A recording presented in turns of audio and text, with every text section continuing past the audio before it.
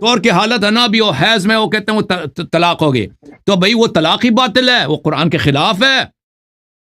تو جس عورت کا شوہر ہے تم اس کا نکاح کرتے ہو، اس کی طلاق ہی نہیں ہوئی، تم اس کا شوہر کرتے ہو دوسرے مرد کے ساتھ، پھر اس کے بچے پیدا ہو جاتے ہیں، تو بھائی کتنے نسلیں تباہ ہو گئی ہیں. اس کا اللہ حساب جانتا ہے، اس کا اندازہ کوئی کر ہی نہیں سکتا کہ جن لوگوں نے شریعت چینج کیا نا ان کے کرتوت کیا ہیں وہ اللہ ہی جانتا ہے. بھائی مسئلہ یہ ہے کہ ہم نے تو بچپن سے، جو آپ یقین کریں کہ آپ کی نے جو حدیث ثقلین بتائی ہے وہ میں نے کبھی نہیں سنی تھی. میں اس سال 50 سال کی ہو جاؤں گی اور میں نے کبھی وہ حدیث سنی نہیں تھی. تو